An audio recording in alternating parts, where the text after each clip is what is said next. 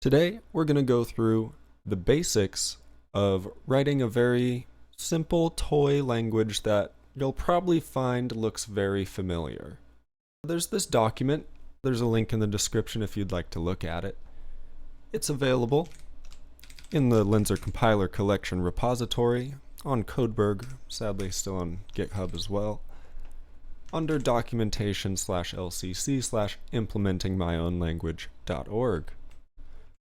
And of course, because it's Emacs and org mode, you could export it to any format that you'd like to read it in. So you want to write a programming language? Even if you don't, if you just want to see how LCC makes it easier to write a programming language, stick around. You've come to the right place. This file is meant as a very basic overview or rundown of the steps you would take to introduce any new language to the LCC codebase, and it is non-exhaustive. There is more to do. First things first, the driver, I kind of go for a top-down approach, right? So if we just give a little, we've got like GCC and Clang and LCC, right? These are not actually compilers, they're compiler drivers. If you'll notice, when you run GCC, here, let's jump over to a terminal here. See if I can't make this bigger. Not too big. So you'll notice, like if you, here, got a little test program here. If you're to compile test.c, right? And let's just say you go -o test, right? That way you can do /test. Is 50? Hold on. Just got to verify something here. Okay. Yeah, that's the right answer. Got a little scared there. Anyway, when you do this, you'll notice if you run -v, alright, that seems to have worked. Here is our final compilation. Well, this is a link. So you see the collect2 is our linker. And then if we move on up here, look for these little indents where a command is run. You can see we ran as on something, a .o file, which was generated, as is the GNU assembler, which was generated by CC1, right here. As you can see, GCC is running the compiler CC1 to generate an object file, which it then assembles to generate an assembly file, which it then assembles into an object file, which it then links with all the system linking goodness, right? If you didn't know, look at that. Look at that. All that to say, GCC, Clang, and LCC are compiler drivers. So if you're going to be writing a compiler for your language, what that really means is you're writing one of these programs, or part of one of these programs. So we've got the CC1, that's the compiler, the C compiler.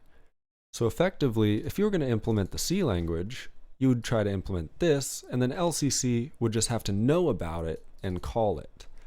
So LCC isn't quite as portable as GCC, we'll say. So it doesn't actually call shell commands of environment variables to drive compilation. It just has a fixed set of steps that it applies, and languages can write a little implementation to do that, called the driver library. And actually, there's only one thing it needs to implement. So you just need to make a little C++ header, and you just need to implement produce module in a namespace of your choice. Ideally, this is in the style. This is how the languages are formatted. For example, you can run on over here to driver.hh. So this is a real driver in the LCC codebase. And this is the header. You'll notice it's identical. It's not magic. This is actually all that is needed to implement your language. What you then do, ignoring implementing that, what you then do, hop on over to, if you can see at the bottom here, source/lcc.cc. There's a function called generate output file, which takes an input file path and generates an output file path based on the input file, if it's, or context like compiler options. So all we got to do is scroll down here. Oh, hey, that looks familiar. If options language equals IR. Okay, what if it wasn't IR? Is there an else if? Oh, hey, look, they return, so you don't need an else if. You can just have another if. If options language equals glint. Ah, and what are these doing? Oh, they're calling produce module parse, which produces a module. We then emit a module,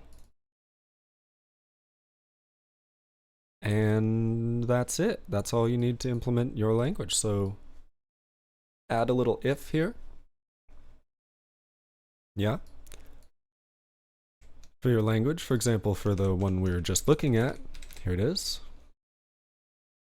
And make sure you change the actual settings here. So if the user selects a language specifically, use that. Otherwise, base it on what the path ends with. For example, if it ends in .c, it's probably the C language. So that's it.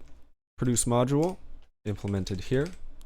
Now we can jump over to the implementation in lib. And you can see it's actually not that much harder to read. It's very simple. You parse the file. If the context has an error, you return null putter. If we are requested to stop at parsing, we return null putter. We then perform semantic analysis. We generate, using IR generation, from our little translation unit that we've parsed, make some IR, and then we return that IR. That is it.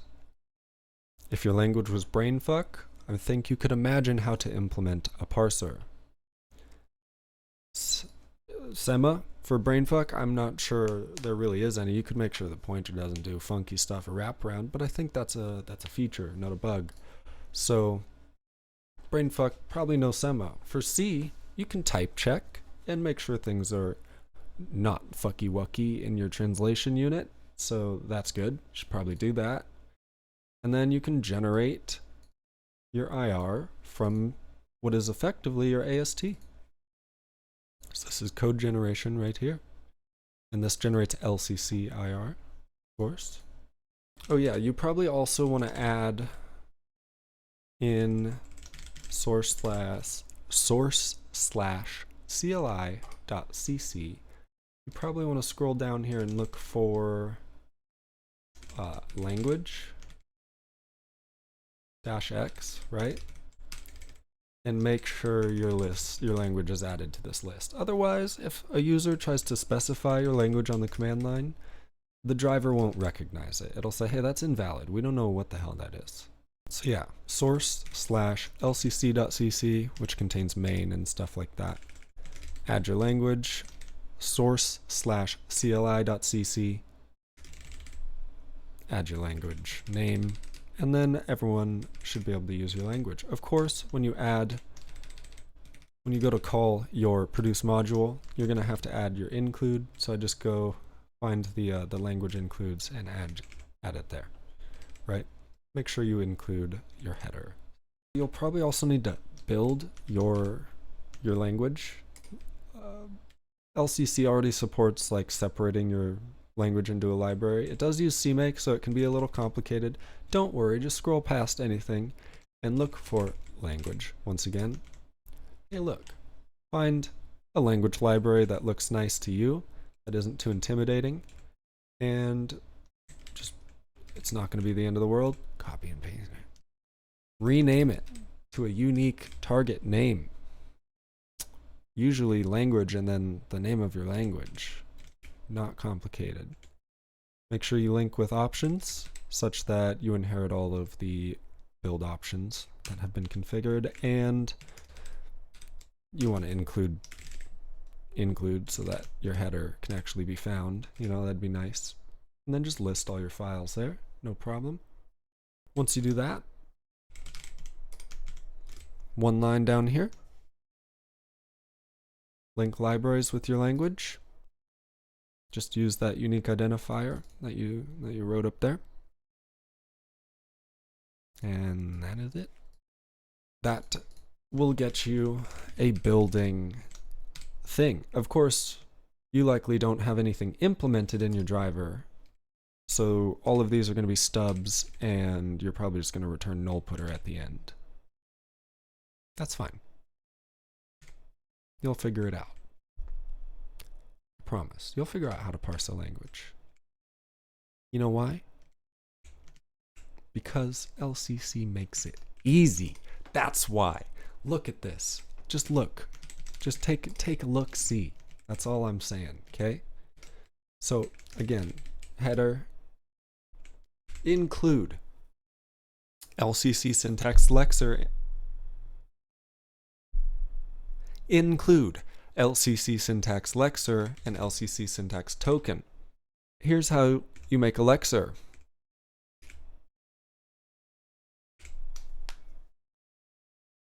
Yeah, that's it.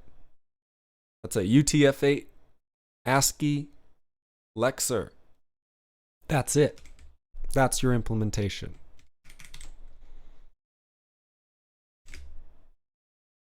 Do you like that? I feel like that's easier than maybe some people have shown you in the past how to make a lexer, and they make it way too complicated.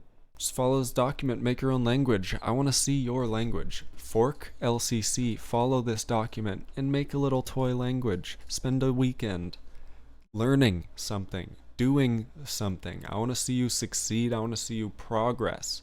As always, check out the Discord. We do lots of ridiculous talking in the Discord about coding and philosophy and all sorts of things. And if you have questions about LCC, that's a great place to put them.